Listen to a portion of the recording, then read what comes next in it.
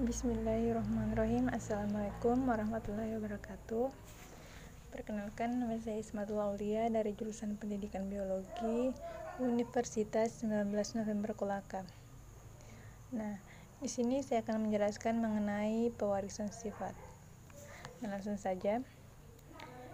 Pewarisan sifat atau hereditas merupakan penurunan sifat dari induk kepada keturunannya, yang mana itu keturunan yang dihasilkan dari perkawinan antar individu mempunyai perbandingan fenotip dan genotip yang mengikuti aturan tertentu, yang mana aturan-aturan dalam pewarisan sifat ini biasa disebut sebagai pola hereditas.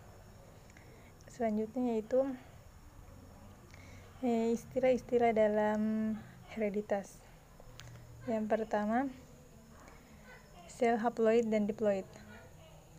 Yang mana yang dimaksud yaitu sel yang memiliki kromosom dalam keadaan berpasangan, atau sel yang memiliki 2 set atau 2 perangkat kromosom. Nah, itu. Yang kedua yaitu genotip. Genotip itu merupakan susunan gen yang menentukan sifat dasar suatu makhluk hidup dan sifatnya itu dia tetap. Selanjutnya fenotip. Nah, fenotip sini yaitu sifat yang tampak pada suatu individu dan dapat diamati dengan panca indera. Misalnya itu warna bunga merah, rambut keriting, tubuhnya yang besar, dan lain-lain sebagainya. Fenotip di sini juga itu merupakan perpaduan dari genotip dan faktor lingkungan, yang mana itu sehingga suatu individu dengan fenotip sama belum tentu mempunyai genotip yang sama. Selanjutnya itu sifat dominan.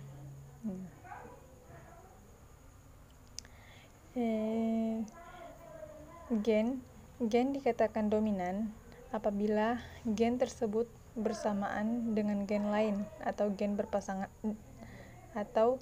pasangannya akan menutup peran atau sifat gen pasangan tersebut.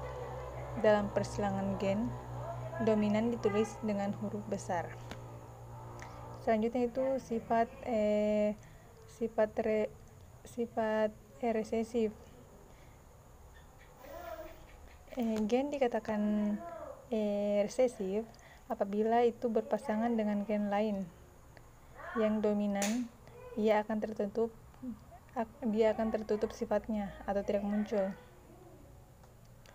Tetapi jika ia bersama gen resesif lainnya, sifatnya itu akan muncul.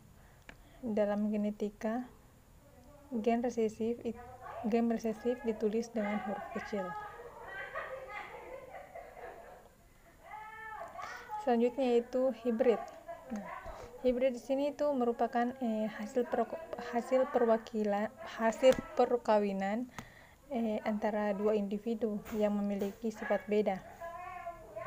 Selanjutnya homozigot. Homozigot di sini itu merupakan pasangan gen yang sama. Homozigot ini dibedakan atas 2. Yang pertama itu homozigot dominan dan homozigot resesif. Selanjutnya itu heterozigot. Nah, di sini yang dimaksud heterozigot itu pasangan gen yang berlainan. Selanjutnya alel. Alel itu merupakan gen yang merupakan pasangan dari bentuk alternatif terhadap sesamanya dan terletak pada lokus yang bersesuaian pada kromosom homolog. Selanjutnya itu parental. Yang dimaksud parental itu individu yang merupakan induk. Biasanya diberi notasi P. Dan yang terakhir itu filial. Nah, di sini filial ini merupakan keturunan yang dihasilkan dari persilangan dua individu. Persilangan dua induk, dan biasanya diberi notasi F. Selanjutnya gen dan kromosom. Di sini tuh gen mempunyai peranan yang sangat penting dalam mengatur pertumbuhan sifat keturunan. Misalnya itu seperti mengatur pertumbuhan bentuk dan warna rambut, kulit, dan lainnya. Dan yang kedua, kromosom. Kromosom itu merupakan struktur benang inti sel yang mana dia ini bertanggung jawab dalam hal sifat keturunan.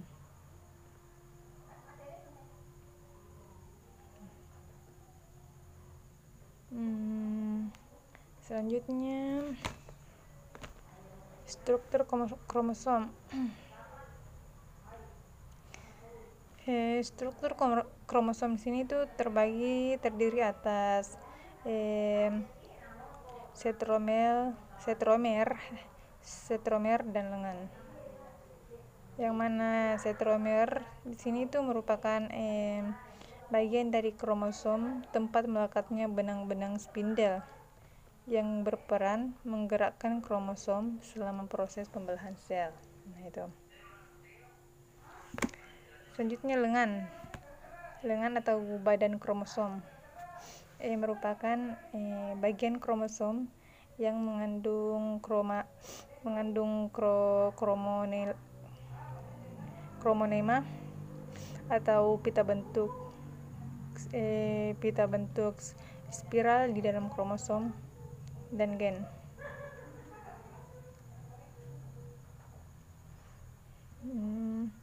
Selanjutnya itu hukum penurunan sifat Mandel.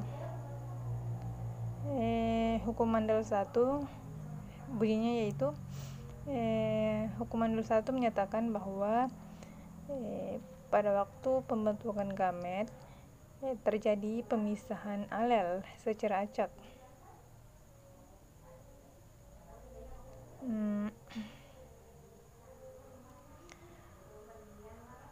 Yang mana hukum ini itu diperoleh dari hasil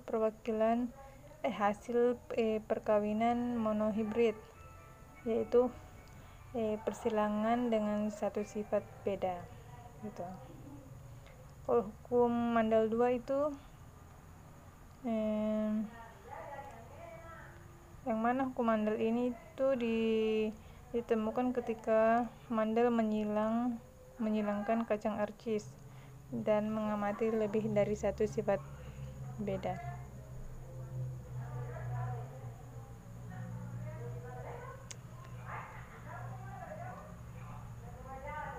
Dan setelah diamati tanaman arcis berbiji bulat warna hijau serta kacang arcis berbiji keriput warna kuning. Nah, mungkin cukup sekian penjelasan dari saya mengenai pewarisan sifat. Kurang lebihnya mohon dimaafkan. Wabillahi taufiq wal hidayah. Wassalamualaikum warahmatullahi wabarakatuh.